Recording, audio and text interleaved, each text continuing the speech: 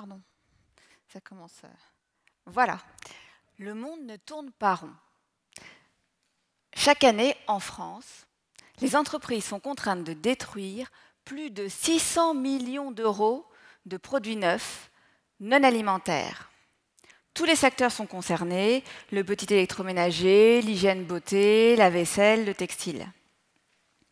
Pourtant, ces produits, tout à fait aptes à la consommation, pourraient bénéficier aux 8,7 millions de personnes qui vivent sous le seuil de pauvreté dans notre pays. Alors je ne veux pas du tout casser l'ambiance parce qu'en plus je suis quelqu'un de très optimiste et j'ai une solution à proposer. Mais rendons-nous compte. D'un côté, il y a ces millions d'invendus, des shampoings, des lessives, des casseroles, qui sont sortis des circuits commerciaux et une partie va être détruite. Alors comment c'est possible? Eh bien c'est ce qu'on appelle l'obsolescence marketing, le raccourcissement des cycles de vie marketing des produits. Concrètement, ça peut être un emballage qui a changé de couleur, c'est la crème plus plus qui remplace la crème plus, c'est une promotion qui n'a pas très bien fonctionné. Donc ces produits vont aller en magasin d'usine, soldés sur Internet, mais en bout de chaîne, l'entreprise peut être contrainte de les détruire parce qu'elle doit faire de la place dans les entrepôts, il y a les nouveaux produits qui arrivent.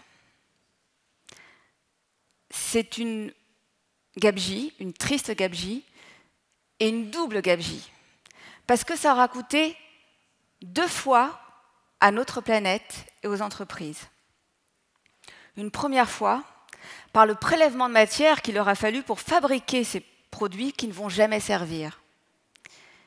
Et une seconde fois, parce que bien sûr, quand on détruit, ça génère des gaz à effet de serre. Et pourtant, ces produits, neufs, de qualité, je le répète, sont aptes à la consommation. Alors c'est du gaspillage, et aujourd'hui, surtout vous ici dans cette salle, plus personne n'aime ça. Surtout que dans le même temps, il y a presque 9 millions de personnes qui vivent en dessous du seuil de pauvreté dans notre pays. 3 millions d'enfants, 600 000 mamans solo, 3 millions de travailleurs précaires, 1 million de petites retraites. Ce sont des gens en parcours de vie cabossé qui vont avoir 4-5 euros par jour pour manger et pour acheter tous les produits du quotidien. Alors, quand on pense à la précarité, à la pauvreté, on se dit d'abord l'essentiel c'est se nourrir, se loger, c'est vrai, c'est normal.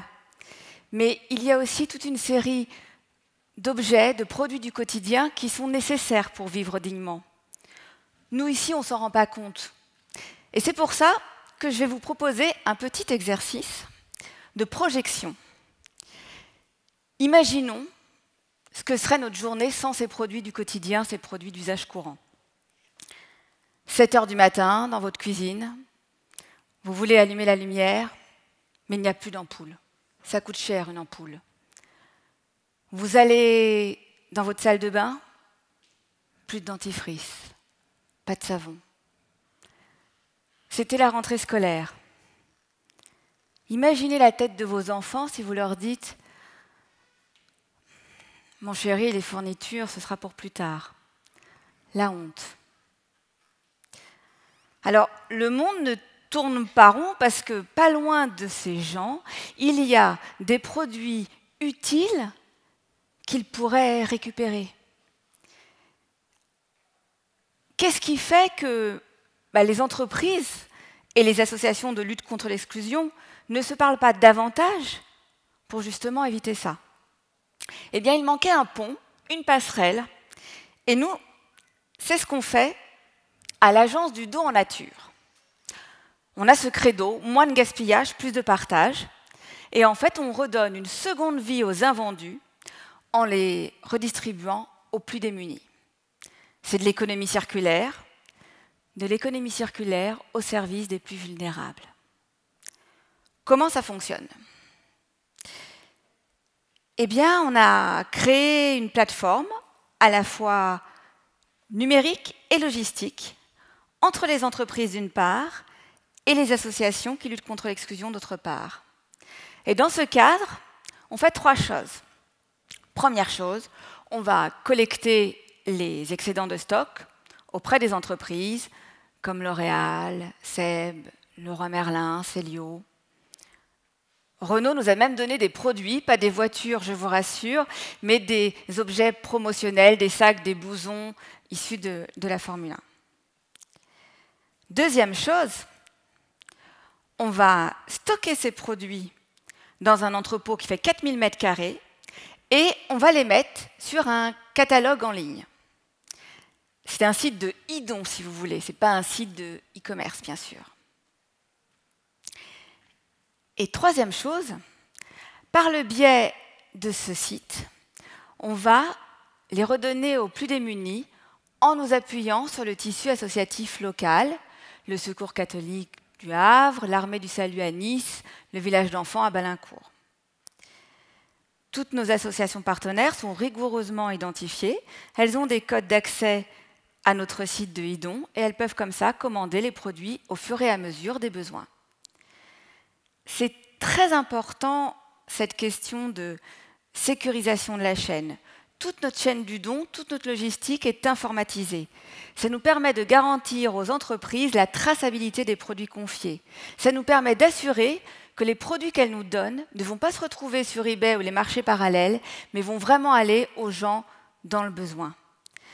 Parce que c'est vrai que comme ce sont des produits neufs et de qualité, il y a un risque de convoitise et donc de revente. D'un autre côté, comme ce sont des produits neufs et de qualité, pour les gens qui les reçoivent, qui ont des parcours de vie cabossés, eh bien, c'est un gain de fierté. Ils ne se sentent pas rabaissés, mais au même niveau que tout le monde. Alors, en 6 ans, nous avons pu convaincre une centaine d'entreprises donatrices. C'est bien. Les résultats sont là, puisque nous redonnons chaque semaine 500 000 € de produits de nécessité courante. Ça nous permet d'aider 750 000 personnes par an. Et ça a évité depuis le lancement 12 000 tonnes de déchets. Mais on ne veut pas s'arrêter là. C'est une question de responsabilité et on veut aller beaucoup plus loin. Alors ça tombe bien, parce qu'il y a énormément d'avantages aux dons en nature. Il y en a au moins 8 pour toutes les parties prenantes, entreprises, associations, bénéficiaires, citoyens. C'est du gagnant, gagnant, gagnant, gagnant. Alors pour l'entreprise, l'avantage il est multiple. Il va être économique, éviter des coûts de destruction, des coûts de stockage, avoir un crédit d'impôt. Il est environnemental, puisqu'elle va réduire son empreinte carbone en évitant des destructions. Il va être aussi social, car c'est le genre de projet qui va fédérer les collaborateurs.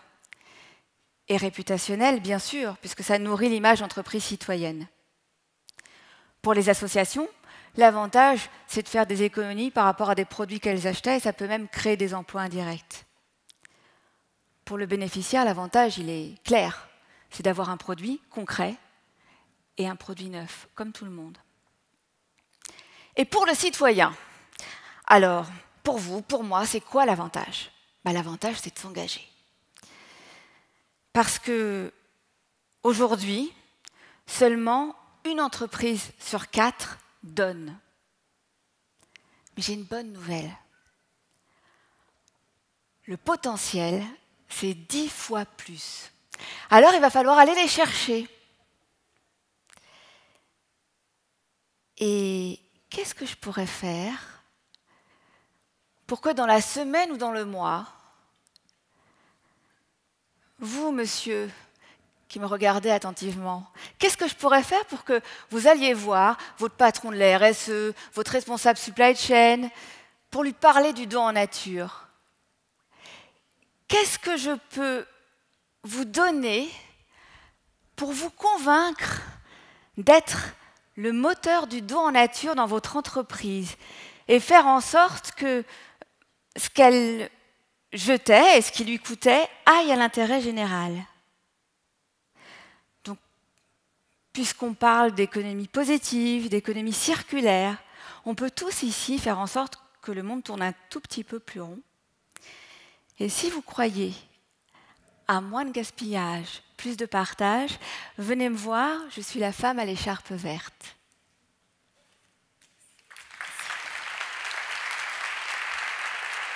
Stéphanie, Ah, c'est pas pour vous. merci.